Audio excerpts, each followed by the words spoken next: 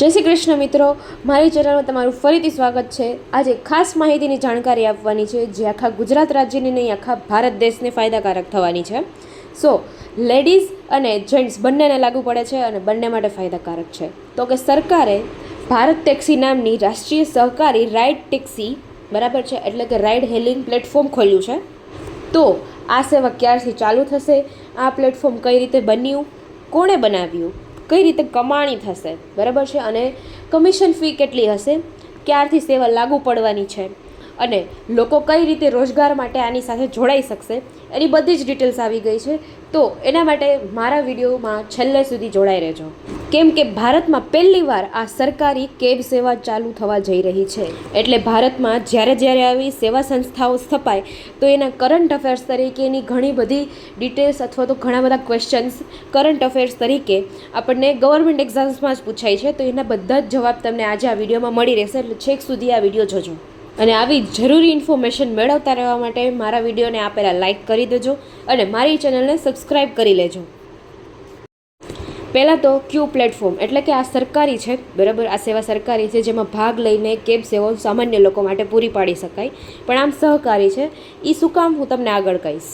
તો કે કોણે વિકસાવી બરાબર છે, તો આખું આયોજન યોજના કહીએ તો પણ ચાલે, તો કે સહકાર મંત્રાલય અને રાષ્ટ્રીય ઈ ગવર્નન્સ વિભાગ દ્વારા સંયુક્ત રીતે જોડાઈને આ યોજના બનાવેલી છે અને આનું સંચાલન જોઈએ તો સહકાર ટેક્સી કોઓપરેટિવ લિમિટેડથી થાય છે બરાબર છે।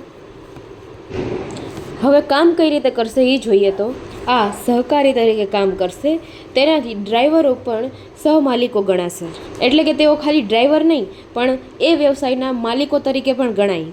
શાસન માટે એટલે રૂલ કરવા માટે કાઉન્સિલ પણ ગોઠવેલી છે, જેમાં અધ્યક્ષ તરીકે આપણા અમૂલના MD જયંત મહેતાને બનાવેલા છે અને સભ્ય તરીકે અલગ અલગ સમિતિના 8 સભ્યો બેસાડેલા છે। હવે આ સ્લાઇડ તમારા માટે ખાસ જરૂરી અને ફાયદાકારક છે, એટલે છેલ્લે સુધી જોજો। તો રાઇડના અંતે એટલે કે રાઇડ પૂરી થયા પછી કોઈ પણ રાઇડ પૂરી થાય બરાબર, તેની પૂરેપૂરી કમાણી ડ્રાઈવરને જ મળશે અને કમિશન ફી એટલે કે ટેક્સી ચલાવવા બદલનો ખર્ચ બરાબર, એ દૈનિક કાં તો સાપ્તાહિક અથવા તો માસિક ફી દેવાની રહેશે। અને હા, સરકારનો પહેલો ગોલી કે પેલી 100 મહિલાઓને જોબ દેવાની રહેશે અને પછી 2030 સુધીમાં એ ગોલ વધીને 15,000 સુધી કરવાનો પ્લાન છે। હવે જોઈએ કે ક્યારથી આ ચાલુ થશે, તો કે ડિસેમ્બરમાં સહકારી સેવા ચાલુ થશે બરાબર છે, સહકારી ટેક્સી ચાલુ થશે અને સૌથી પહેલાં દિલ્હીમાં આનો પ્રોજેક્ટ લાગુ પડશે, જેમાં 650 જેટલા ડ્રાઈવરોને ભાગ લેવા દેવામાં આવશે અને પછી દેશના અન્ય રાજ્યોમાં આ ટ્રાયલ ચાલુ થશે। પણ ખાસ વાત એ કે પુરુષ અને મહિલાઓ બંને માટે સમાન રીતે આ તક મળી રહેવાની છે અને એને એપ્લિકેશન તરીકે ભારત સરકાર ઓલા અને ઉબરની જેમ જ એપ લોન્ચ કરવાના છે, જે નવેમ્બરમાં જ એપ સ્ટોરમાં જ આપણે લોન્ચ થઈ જશે, રેગ્યુલર જેમ એપ્લિકેશન આપણે ડાઉનલોડ કરતા હોય એમ જ, જે ખાસ હિન્દી, ગુજરાતી, મરાઠી અને અંગ્રેજીમાં હશે।